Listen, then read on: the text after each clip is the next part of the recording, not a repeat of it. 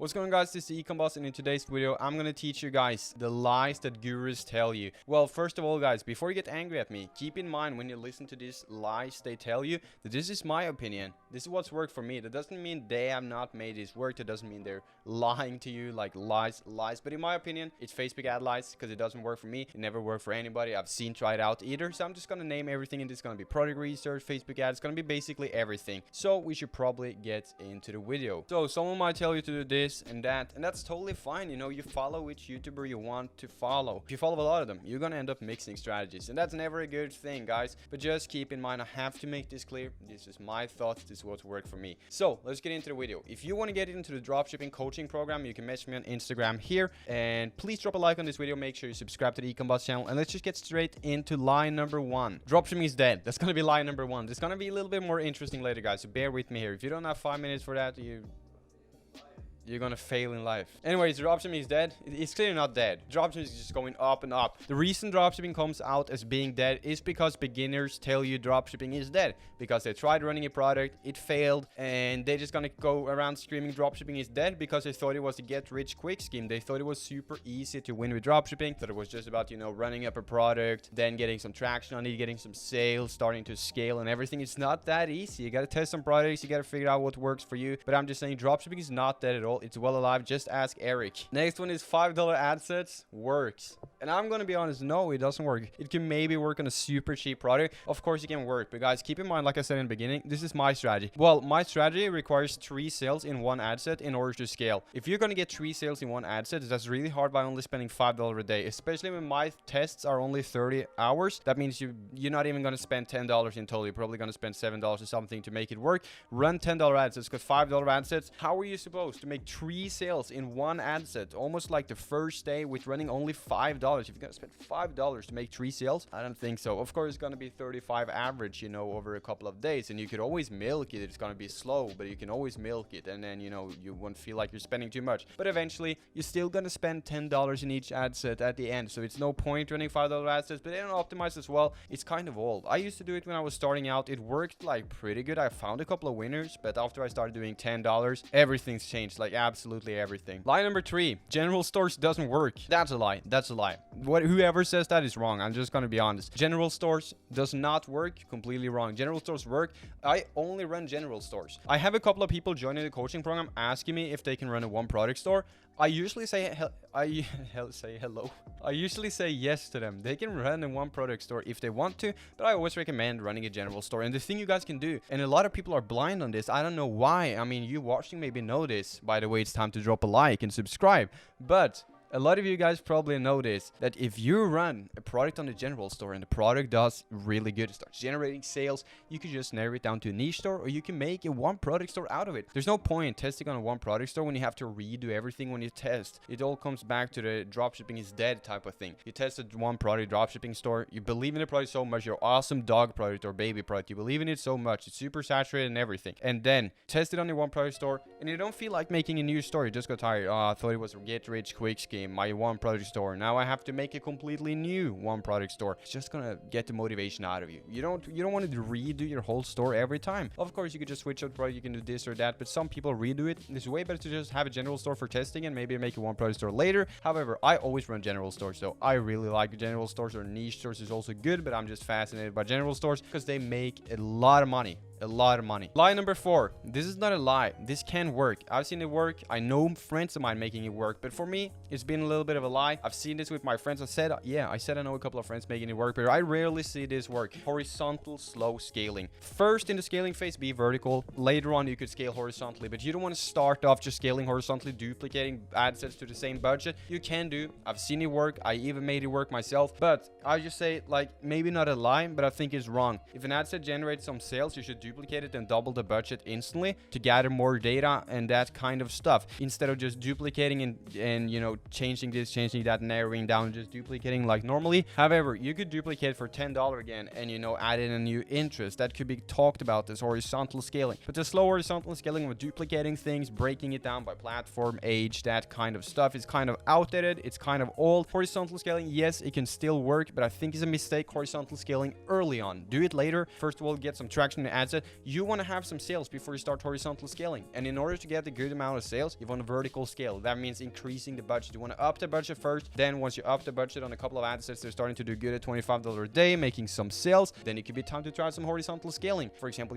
add in a couple of new interests. My rule on scaling with Facebook ads is to add in 2 new interests every single day. So if it's a Monday, I will add in 2 new interests no matter what. Or maybe some days I might even just add in 1. I might add in 4. I might add in 5 or 2. But that's what I'm saying, guys. When you're scaling, you're upping the budget, all of that stuff, you should probably add in new interests. But I'm just saying the time we used to break it all down by platform, device, that's over. That's over. Line number 5, targeting specific. Targeting specific can work. It can always make sales. But I'm just saying the best interest on Facebook for me that's been working has always been the broad ones. And when I say targeting specific, I don't mean selling a dog product targeting dogs. I mean selling a dog product targeting the specific type of dog, or targeting dog lovers plus, because you think dog lovers is going to be more related than just dogs, because you think people engaging with dog lovers, they're most likely going to be even more interested than the people just engaging with dogs. But no, because Facebook will optimize the interest dogs for you regardless. So you can always do a couple of specific ones, but you don't want to do small sized interest with 1 million or less, but just because you think it's specific. I think it's wrong. It used to work back in the days, but right now Facebook is broad. That's why I told you guys earlier in this video, don't break your ad sets down by age, platform, device, because Facebook is broad. They optimize everything for you. Leave the expand detail targeting button on. I just used movies for a lot of products. I used family, I've used home,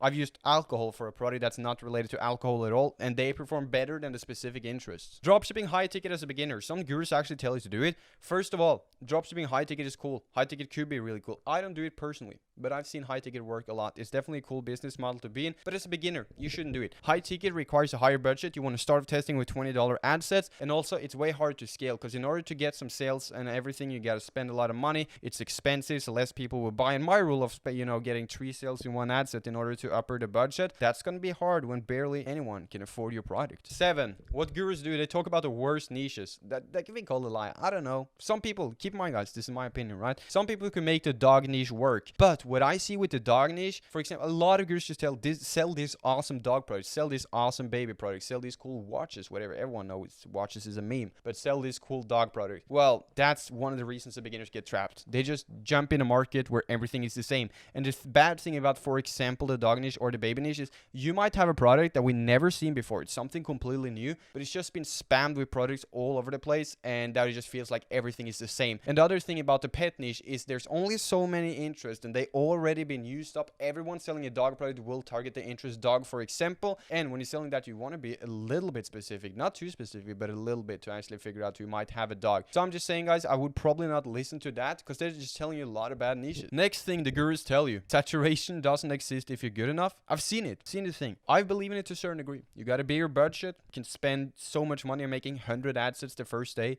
1 million interest, saturation might not exist. First of all, you could just private label or get a big brand of saturated products. That's fine. But saturation do exist. You will most likely get a lower ROAS. If we're saying saturation isn't a thing as long as you're good enough, then we're talking really good. We're not talking a guy who thinks he's good. Then we're talking some really good advertisers, some experts. So I'm just saying saturation definitely exists. You don't want to run a too saturated product, because it really works. ROAS is low. Your profit is going to be way lower because everyone else is also getting a piece of the cake. I would just say saturation, don't do it. Like if it's more than 4,000 orders, I wouldn't focus on it. I just do way higher ROAS, way higher profit, way more like of a blow up viral product. When you run something untapped, it just blows up, makes a lot of sales, and it's profitable. So what actually works on Facebook is broad ads, big interest, nonsense interest even. You sell a dog product, you target movies, like I said already, but don't sell the dog product though. But I'm just saying, target something nonsense, go broad, target something specific too, at least a little bit specific, but you never want to be too specific unless you're just playing around, testing it out. But broad exists. Broad is what works. Now, you don't narrow down stuff. Facebook does it for you. If your audience size is 18 to 65 and only 40-year-olds buy it, you don't narrow it down to 40 to 50-year-olds. Because the reason you won't have to narrow it down is because Facebook already does it for you. They're going to stop spending a lot of money on the agent that doesn't work, and they're only going to focus on spending the money in the areas it actually producing results. That's why you don't have to switch creatives too much either, because they're gonna spend the money on the best creative. They're not gonna spend all your money on like bad stuff that doesn't work. So that just trust Facebook way more. They optimize it for you. First, okay, so what I'm gonna say now is general stores, niche stores, and one product stores, they all work incredibly good. So you choose whatever you want. I think general stores is a little bit better, but that's just my opinion. You could always brand a general store. There's no such thing as having a niche store, one product store just to brand it. You could brand a general store too. So all of them are really good. Don't get stuck in the mindset like only this is good, only that is cool. That's like just an arrogant person. Last thing I'm gonna say, vertical scaling works. Duplicating to $25 at least. Maybe not $50 ad sets always. At least not early in the process. You never want to move too quickly onto the $50 ad sets. Then you should have like 20 sales. But I'm just saying vertical scaling from scratch is what's probably working the best now. So that's gonna be it for today's video, guys. Hope you found it helpful. Please remember to go down, click like on this video right now with me. You see my thumb? Please click the like button and make sure you subscribe to the Ecom channel, because I truly believe we drop some of the better content out here. You want to see how I bought my dream car at 19 and how I got 60 ROAS on an ad set? The link will be down in the description. That was an insanely profitable campaign. It was so much profit in it. So if you want to check it out, how I found the product, how unique it was, how I was able to scale it, and the only reason why I had the 61 or 62 ROAS, go down description and click it. You can watch it, guys, but make sure you like and comment and subscribe first. We want to get some subscribers. That would be really cool. And that's gonna be it, guys. I appreciate all you guys, and you'll be seeing me in the next video.